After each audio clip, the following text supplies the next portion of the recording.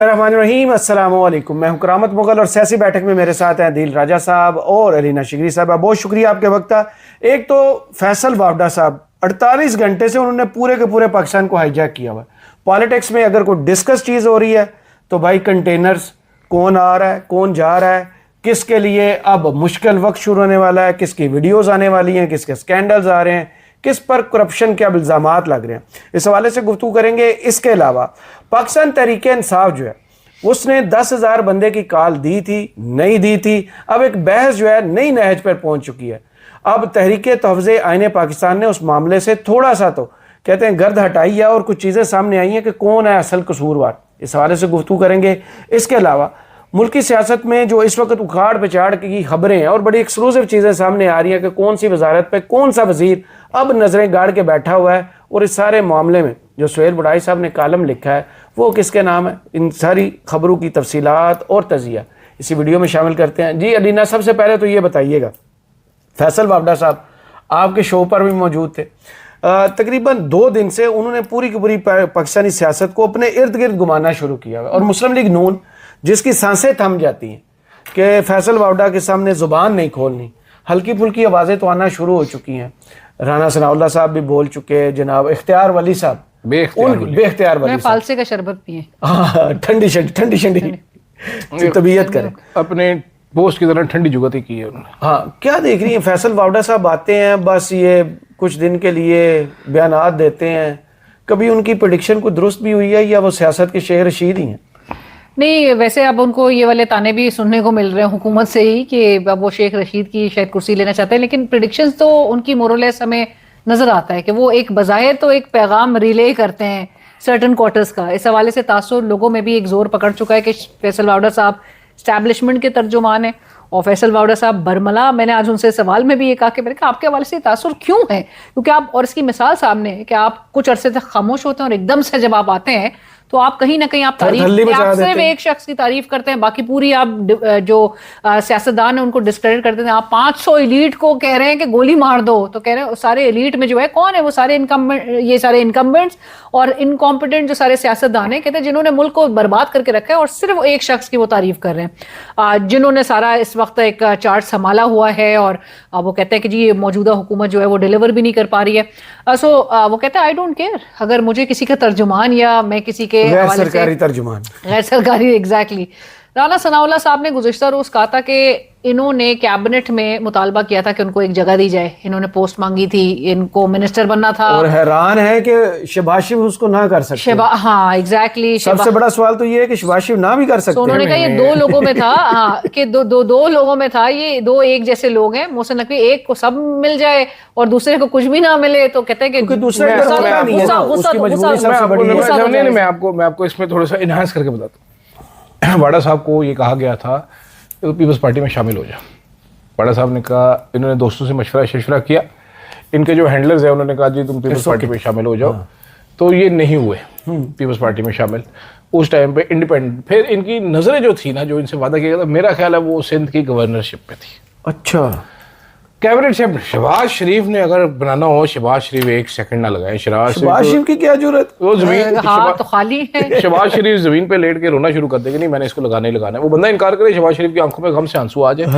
मेरा ख्याल है वो गवर्नरशिप थी, ठीक है, जो इन्होंने किसी को कहा कि मुझे गवर्नर बनवाओ, फिर उन्होंने कहा अच्छा बनवा देंगे, फिर वो नहीं बने। वहां पर आके वाडा साहब बेसिकली लॉन्च होते हैं पैगाम देने के लिए, अभी भी पैगाम दे रहे हैं। अब देखें उनके बड़े मखसूस से पैगाम है। मरीम नवाज जी, वो एक चीफ मिनिस्टर है, वो अब प्राइम मिनिस्टर बनने के ख्वाब देख रही है। वो ना देखे भाई, क्यों ना देखे? सियासत आप किस लिए करते हैं? मिनिस्टर बनेंगे, ये बनेंगे, या मिराज आपकी सियासत की क्या होगी कि आप प्राइम मिनिस्टर बन गए? अच्छा, उन्होंने ये भी कहा कि उम्मीदवार तो बिलावल भी, तो बिलावल पार्टी का हेड है, वो भी उम्मीदवार होगा, इसमें खबर क्या है? ये तो बोंगे मारे ना, ये बोंगे मार रहे हैं वाडा साहब। असल खबर वो दे रहे हैं, वो करप्शन के इल्जामात लगा रहे हैं। वीडियोस आने वाली हैं, वो आए हैं औरंगजेब की सपोर्ट में, औरंगजेब की सपोर्ट में आए। वो उन्होंने मोहम्मद औरंगजेब का कहा है, औरी भाई का कहा है कि औरी भाई के तो अच्छा काम करे, लेकिन आपके खिलाफ वीलॉग्स बड़े हो रहे हैं। आपने सुना ना, पहले दिन आए वो आए, उसके बाद एहसन इकबाल मैं पे आपके उन्होंने साथ हूँ। हाँ एहसन इकबाल पे उन्होंने हमला किया। फिर उन्होंने कल का आज हैरानकुन तौर पे मेरे प्रोग्राम में किसकी तारीफ की भला? उन्होंने कहा ऐसे भी लोग हैं इस हुकूमत में जो अच्छा काम अली कर रहे परवेज बिलाल कियानी, हैं। अली परवेज जिनने बिलाल सबसे ज्यादा जुल्म किया हुआ। तलाल चौधरी, आबिद शीर अली। हाँ ये उनको बड़े पसंद है सारे। अच्छा ये काम ये कर रहे सारे हैं। काम कर ये ये बेहतरीन बहुत काम अच्छा कर अच्छे लोग हैं। मुझे पता नहीं क्या काम कर रहे बेटर हैं। देन द ओल्ड लॉट ना। तो ये काम कर रहे हैं, बड़ा अच्छा बेहतरीन सा किस्म का काम कर रहे हैं, सारे जबरदस्त कर रहे हैं। वो पैगाम देने आए कि कुछ बंदे निकालने पड़ेंगे आपको। उन्होंने हुकूमत को पैगाम दिया है कि आपको कुछ बंदे निकालने पड़ेंगे। ऐसा कब होता है नॉर्मली? ऐसा तब होता है जब हुकूमत को कोई यार उन्होंने कहा सर बड़े पुराने हैं, मिसाल के तौर पर एहसन इकबाल साहब को साइड पे करें, उन्होंने कहा नहीं सर बड़े पुराने हमारे साथ, ये तो बचपन से ही हमारे साथ है। 1997 से। नहीं उससे पहले से हैं, 1997 में तो आ गए थे ना डायरेक्ट, उससे पहले से इनकी अम्मी भी ये जमात इस्लामी से आए हैं। हाँ जी जमात इस्लामी से डायरेक्ट आए थे, अब डायरेक्ट वलदार है। तो एहसन इकबाल साहब और वो आपा एक ही- इशरत के बेटे एक ही यूनिवर्सिटी से पढ़े हुए हैं, अपा निसार वॉर्टन फातिमा। कॉलेज। अपना निसार फातिमा। हाँ और अंग्रेज साहब और एहसन इकबाल साहब वार्टन से पढ़े हुए हैं। एहसन इकबाल साहब के बेटे भी इतने ज्यादा पढ़े लिखे हैं, वो कहते हैं कि मैं अपने हल्के में जाता हूँ तो एक मुझे बाकू। पैरस लगता है, एक बाकू लगता है मुझे। ये नशा मैंने भी करना है। यार वो कल मेरे वो कहते हैं शकरगढ़ मुझे बाकू लगता हाँ है। शकरगढ़ बाकू दनियाल जिस तरह अकील मलिक साहब ने कल मेरे प्रोग्राम में कहा था कि मैं अपने हल्के में गया तो जो वोटर और सपोर्टर थे वो बड़ा बजट से खुश है। तो राना आतिफ साहब बैठे हुए थे स्टूडियो में ही, तो राना आतिफ साहब कहते हैं ये झूठ, इनके वोटर और सपोर्टर तो हो ही नहीं सकते। हाँ वैसे इनको वोट किसने दिया था? ये तो फॉर्म 47 पे आए थे तो अकील। जी, और फिर मलक कहा तैमूर की कि वो जो वालदा थी इनके मुकाबले एहसन में। इकबाल साहब 10 साल मांग रहे हैं कि अगर आप हमसे तरक्की की उम्मीद उनको करते 10 हैं लाख साल तो देने चाहिए। 10 साल तो दें। तो राना आतिफ साहब के बड़े उनको जबरदस्त ना कुछ किस्म के छोटा सा comebacks हो रहे हैं। पाकिस्तान बना के अलग से दे देना चाहिए भाई। और किससे मांग रहे हैं आप 10 साल? 40 साल अवाम आपकी ने हुकूमत देने, को हो गए। अवाम आपको 10 मिनट नहीं देने के लिए 5वां तैयार। वजीर आजम आपका है, बल्कि छठा। अगर आप शायद खान अब्बासी साहब को भी 1 साल के लिए वजीर आजम, छठा वजीर आजम है आपका। और कितना टाइम आपको चाहिए और कौन सा मैदान चाहिए? अब जो खबर ब्रेक हुई मीडिया में आज उखाड़ पछाड़ होने वाली है, अब तो मेरे ख्याल में बिल्कुल दुरुस्त फैसला है कि मोहसिन नकवी साहब को अगर वजीर खारजा बना दिया जाए, वजीर दाखिला का चार्ज ले दिया जाए और वजीर खजाना पे डायरेक्ट ही उस बंदे को ले आया जाए जो वजारत खारजा वो में हम बैठा हुआ बात है। नहीं कर रहे थे वजीर दाखिला खारजा के काम कर रहा है, हाँ, वही। और जो वजीर खारजा है वो खजाना की वोट बोल के अब वो संभाला बिल्कुल हुआ है। सही हो रहा है स्वैपिंग, अब ठीक हो रही है। भाई, लेकिन अब क्यों हो रही है? 2 साल तक आपने इंतजार किया, 2.5 साल मैडम, जब आप 2.5 साल। टोपी सिस्टम हाँ, इसकी घुमाते टोपी जाएं। उसको दी, उसकी टोपी दी। अब नए हम ताजा दम होके आए हैं अवाम को बेवकूफ बनाने के लिए। Again same quality HR will produce the same results. हाँ। आप जब तक पॉलिसी नहीं चेंज करेंगे तो ये चेहरे बदलने से तो जब कुछ नहीं तक आप इस्तेहकाम नहीं लाएंगे तब तक अब कुछ नहीं सेम upgrade क्वालिटी होता। एचआर नहीं है, लो क्वालिटी एचआर है। अच्छी क्वालिटी का एचआर कहां से लेके आएंगे? एंड देंगे। सबसे बुनियादी सवाल तो यही है ना कि मैंडेट अवाम तो आपको एक्सेप्ट ही नहीं फिर उस तरह से कर रही है। कितना प्यारा जुमला वो था, राना रसलान एहसान मुफ्ती साहब ने बोला राना था। एहसान साहब बता रहे हैं कि जी 8500 रुपए से आप 2200 कैलोरी का खाना खा सकते हैं। माशाल्लाह। अब अलीना उसने जैसे टाई जो लगाई हुई थी वो कम से कम अलीना 10,000 मेरे से एक ज्यादा गाँव पे की। का था। अलीना जैसे लोग गरीब जो है ना, कैलोरी गिन-गिन के खाना। समझदार कैलोरीज जो- कौन गिनता है? कैलोरी गिन गिन के खाती है अलीना उनको शिकली तो खुराक साहब। पहले सुन 2 लेना, टाइम की पूरी करे। 2200 कैलोरी आप जैसे इंसान को एक दिन में कम पड़ जाती है। एक दिन में हाँ। 8500 रुपए एक दिन में, ये एक दिन में 2500 कैलोरी खाती है नहीं ताकि यार, इनका मुझे कम- गुजारा हो जाए। नहीं, ठीक मैं है। गिन के खाती हूँ। तो गरीब। जो मजदूर होते हैं ना, मजदूर वो 3-3.5 कैलोरीज खाते हैं क्योंकि उसने वैसे मजदूरी करनी होती है। ठीक है। जिस्मानी मुशक्कत भी और उसकी वो होती है। कैलोरीज पूरी कैसे करते हैं? वो कैलोरीज पूरी करते हैं चाय में 4 चम्मच चीनी डाल के।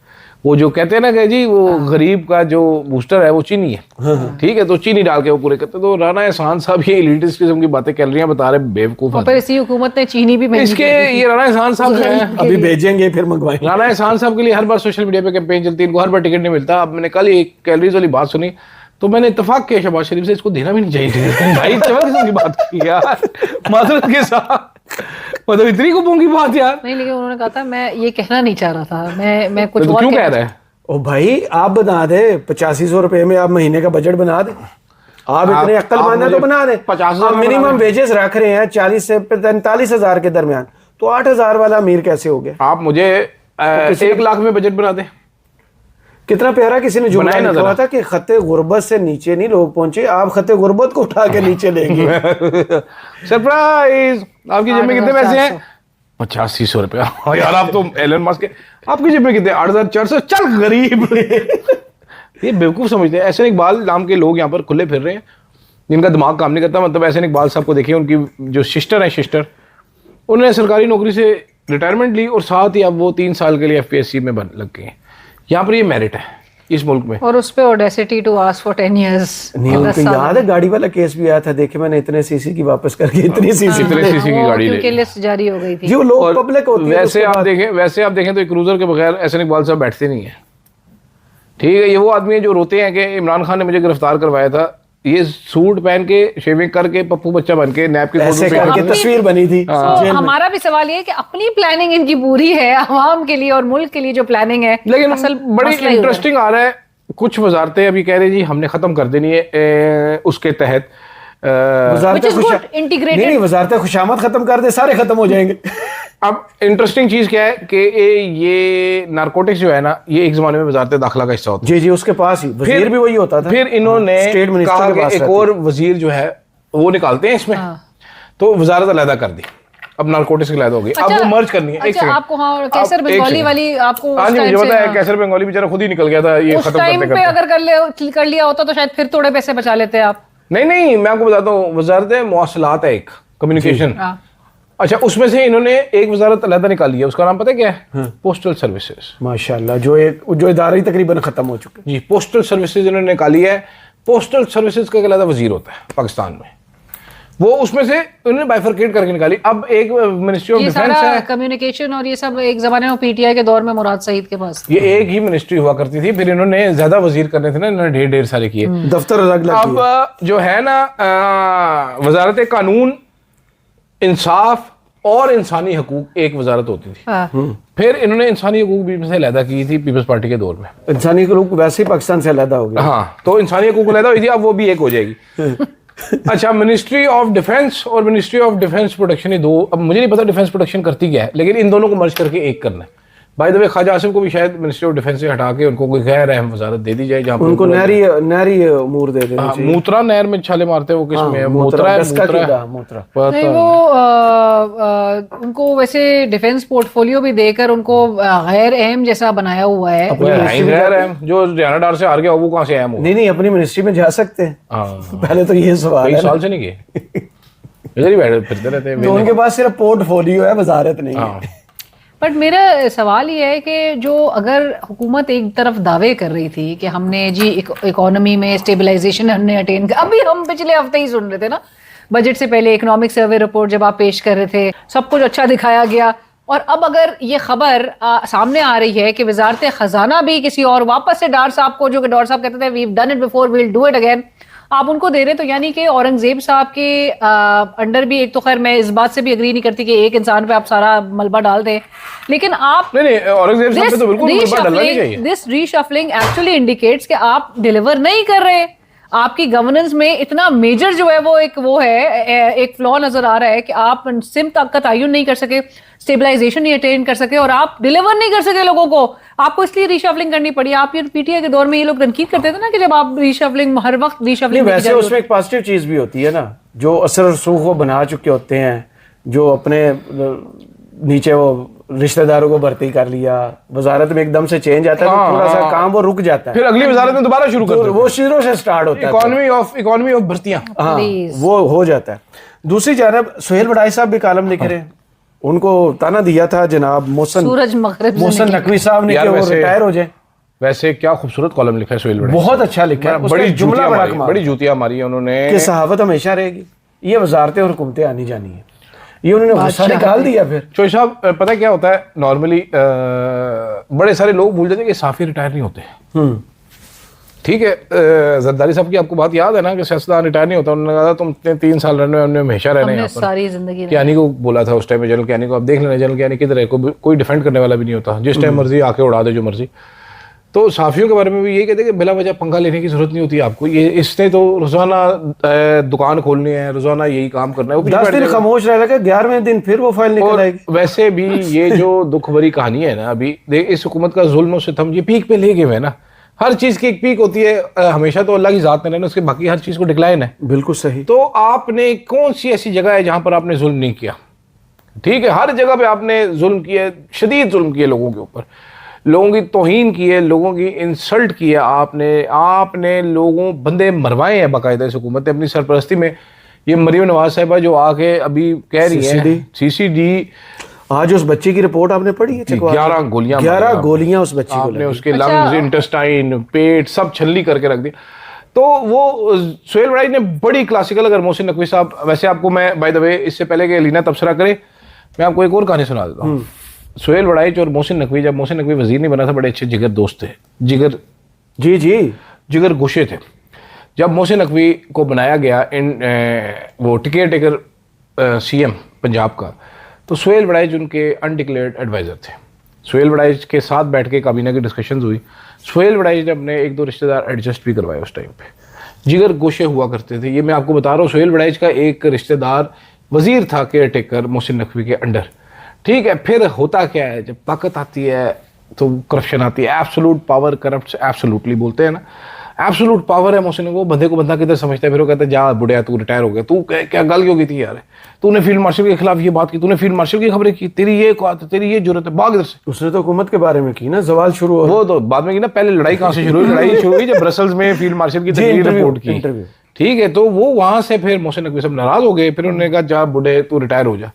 बुढ़े फिर रिटायर नहीं होते, बुढ़े ने आज फिर कलम चला दिया। बुढ़े ने आज थोड़ा सा कलम चलाया, अगर जरा थोड़ा सा और कलम चलाएगा ना मोहसिन नकवी को, उस जगह पे कट लगेगा, किसी को बता नहीं सकेगा। जी सुहेल वड़ाई साहब, हुकूमतें आनी जानी है, हम यही हैं। नहीं बिल्कुल, वो अदील ने प्रीटी मच सम अप कर दिया। लेकिन मुझे हैरत इस बात पे होती है कि जो हम सीसीडी की बात कर रहे थे, इतना कुछ मुल्क में हो रहा है, लेकिन हमारे जो कोलीग्स हैं उनकी तरफ से सिर्फ और सिर्फ फोकस किस बात पे है? 9 मई पीटीआई 9 मई पे कुछ क्यों नहीं हो रहा? मतलब आप वो देखिए, अभी हम बात कर रहे थे ना कि भाई डिवाइन इंटरवेंशन भी फिर होता है जब आप नाहक लोगों के साथ, आपने अभी मुल्क का नौजवान जो बच्चा है आपने जेलों में डाला हुआ है, उस 3 साल हो चुके हैं इस बात को। सो 3 साल से आपने अपने मुल्क के नौजवान, जो आप नौजवान हमारा एहसासा पाकिस्तान का एक मुस्तकबिल का मेमार, उस बच्चे को आपने उसका फ्यूचर एट स्टेक रख दिया है, बर्बाद कर दिया आपने, ब्रेन गेन वाला। 3 साल से आपने जेलों में ऑप्शन छोड़ा है आपने नौजवान लोगों के। मैं तो उनकी बात कर रही हूँ ना जो अभी इस वक्त जेलों में, ठीक है। आपने उनकी हालत जार इंसान को ही देखे। हमारे यहाँ पे जो टाउट्स हैं माजरत के साथ, वो आगे सवाल क्या रखते हैं कि जी 9 मई में क्या हो रहा है, 9 मई पे कब कठेरे में लेकर आएंगे। मतलब जितने इस वक्त जेलों में, आप उनकी आवाज नहीं बन सकते। आप सीसीडी में जो कुछ सीसीडी की जानिब से हो रहा है, जो कुछ किया जा रहा है यहाँ गरीबों के साथ, आप उसके लिए आवाज नहीं उठा रहे। तो आपने मतलब अगर सिर्फ इस मुल्क में रह के पैसा कमाना है, खुशामद करनी है, मतलब माजरत के साथ, तो फिर लोगों में आवाम में फिर सही डिस्क्रेडिट हुए हैं ऐसे लोग। तो गालियां खा रहे हैं, साफत इसीलिए तो मर रहे हैं पाकिस्तान में। ये बार बार कहा जाता है इलेक्ट्रॉनिक मीडिया मरने लगा है। इलेक्ट्रॉनिक मीडिया क्यों मर रहा है? इलेक्ट्रॉनिक मीडिया इसलिए मर रहा है कुछ रिपोर्ट ही नहीं, क्रेडिबिलिटी नहीं है ना, जो रिपोर्ट हो रहा है उसकी क्रेडिबिलिटी नहीं है। अब लोग जो है वो कंट्रोल्ड कंटेंट। हाँ, और सेकेंडली मतलब ये भी देर से ही वड़ाई साहब के हवाले से भी हम भी उस दिन बात कर रहे थे, और मैं अभी भी ये बात रिएटरेट करूंगी, वड़ाई साहब भी बहुत देर से, और ये खुद से नहीं, मतलब बहुत नहीं, अब तो ऑर्गेनिकली ये चीजें लेवल, ये पॉइंट्स वो हो रही है, क्या होता है स्कोर सेटलिंग जो होती है। अब यार कल मैंने सुना है कि वो एक कोई ब्रीफिंग हो रही थी बहुत बड़ी, तो वहां पर डीजी साहब ने कहा कि कोई मुल्तान का साफी है तो कोई कश्मीर का साफी है तो कोई मुल्तान की साफन कहती मैं कश्मीर की हूँ।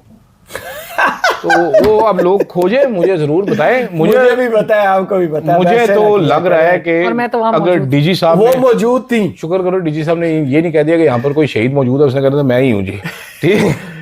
और वो एक मंसूब चीज भी चल रही है, चलो वो उसको छोड़ देते। पीटीआई, हाँ जी पीटीआई अब पीटीआई के लिए 10,000 बंदा जो है वो छेड़ बन गई है। हाँ छेड़ बन गई और आपस में ही लड़ रहे हैं। अब 10,000 की कॉल आई थी, नहीं आई थी, झूठ बोलने की क्या जरूरत। अगर कॉल आई थी 2,000 बंदा तो था वहां पे, 2,000 बंदा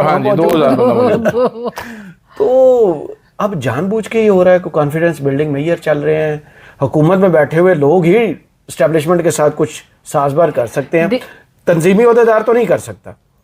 अब सुहेल अफरीदी साहब कल भी नहीं आए और शफी जान साहब कह रहे थे कि वो कानूनी टीम के साथ मुशावरत कर रहे हैं। कितनी लंबी आपने बजट पर मुशावरत करनी है, या पेश कर रहे हैं या पेश नहीं कर रहे हैं। अगर आप पेश कर रहे हैं तो बुरी पेश कर रहे हैं, सरप्लस पेश कर रहे हैं, या बुरी नहीं कर रहे हैं। नहीं, इसके अलावा क्या हो सकता है? मैं अब आपको 2-3 चीजें बताती हूँ। 3 महीने के लिए तो आप बजट पेश करने पर ये एक फैसला कर लिया गया है पीटीआई की तरफ से। ही आएगा। सलमान अकरम राजा साहब ने कहा था 30 जून तक अगर इमरान खान साहब से मुलाकात पीटीआई की आदत की बजट मशावरत के हवाले से नहीं करवाई गई तो, और अगर 30 जून को करवाई गई तो नहीं कर। अब आपको पता है मशावरत के लिए और मुलाकात जो है वो तो वैसे ही रूल आउट कर देना, क्योंकि हुकूमती अभी तक रवैये से लग रहा है पावर भी नहीं है वैसे करने, और हाँ, और ये डर गए हैं ना, क्योंकि वहां से कोई ना कोई पैगाम तो आएगा। हाँ। इमरान खान साहब will not be coming slow, जितना कुछ अभी उनके साथ डर कर ये दिया है है। कोई बड़ी कॉल आ सकती है एहतजाज की कॉल पे वैसे इमरान खान साहब को भी पता है कि इंप्लीमेंट तो कुछ करना नहीं है, इस क़यादत ने जो कि बाहर बैठ के 3 साल लेकिन से बेइज्जत तो होंगे ना लोगों में। हाँ, एक्सपोज और मजीद जरूर हो जाएंगे, शायद यही हो जाएगा। लेकिन मैं आपको बताना चाहती हूँ कि पीटीआई विद इन पीटीआई क्या हो रहा है। एक तो उनकी लीडरशिप मॉक कर रही है, मजाक उड़ा रही है इस बात का कि ये 3 महीने के लिए अबूरी, either you present the budget और you don't present the budget. फिर गवर्नमेंट चली जाएगी ना। 3 महीने के लिए आप करके तो प्रेशर में आ रहे हैं ना आप। ये डॉक्टर इबादुल्लाह, आज डॉक्टर इबादुल्लाह ने कहा है कि जी संगीन नताइज होंगे, क्योंकि पंजाब का बजट पेश हो गया, सिंध का बजट पेश हो गया, उनका संगीन फाइनेंशियल अनसर्टेनिटी क्रिएट हो जाएगी ये वो। सो इन्होंने जितना कुछ ये कमिटमेंट वो नेशनल इकोनॉमिक काउंसिल की मीटिंग में कर चुके हैं, तो इन्होंने प्रेजेंट तो करना ही है। This is just face saving. दूसरी बात ये, पीटीआई के अपने लीडर्स ऑफ द रिकॉर्ड, मेरी जिनसे बात हुई है, उन्होंने ये बात कही है कि अचकज़ई साहब और गौहर साहब इमरान खान साहब से राब्ते में मुलाकात भी हुई है। हाँ जी, ये बहुत से साहब आप लाख आके तरदीद करें, ये पीटीआई के अंदर से ये लोग बोल रहे हैं। 15 जून की मैं तारीख बता देता हूँ, 15 जून की रात की बात है। बहुत से लोग दावा कर रहे हैं कि उनकी मुलाकात। दिल हो गया, दिल। अच्छा, ये सुन के अच्छा, खैर अच्छा, ये अच्छा दिल को बचाना। तो गौहर खान साहब ने, वैसे मैं एक बात सुने, इमरान खान साहब से अब तक मुलाकात नहीं हुई है। प्रेशर डालना चाह रहे हैं आप 30 जून का। 10,000 बंदा आपने कल भी नहीं इकट्ठे किया, उस पे भी आप पूरी पीटीआई अभी भी डिवाइडेड है। गौहर साहब तो आज असेंबली में कह रहे हैं कि जी आए हमारे साथ एमओयू, हम कमिटमेंट जो है वो साइन कर लेते हैं इस ऐवान को मजबूत बनाने के लिए, अदलिया को मजबूत बनाने के लिए। कौन सी अदलिया 2687 तरमीम के बाद? कौन सा ऐवान? वो ऐवान के जिसमें आप ऑपोजिशन में बैठे हुए, जबकि आपको बैठना ट्रेजरी बेंचेस पे चाहिए था। सो गौहर साहब ने वैसे ही सरेंडर कर दिया। तकरीर तक तो नशर नहीं होती, आपने क्या करना है वहां पर? क्या देख रहे हैं पीटीआई के अंदर लड़ाइयां? नुकसान तो इमरान खान का ही हो रहा है एट द एंड। आहो, अच्छा, लेकिन चौधरी साहब आज जो अचकज़ई साहब ने कर दिया है, हाँ, शायद खटक के साथ, वो भी अखीर ही था। अचकज़ई साहब ने एक प्रेस रिलीज आज जारी कराई है। ये जारी करता है जनाब अखुंज़ादा हुसैन यूसुफज़ई जी, उनके तर्जुमान।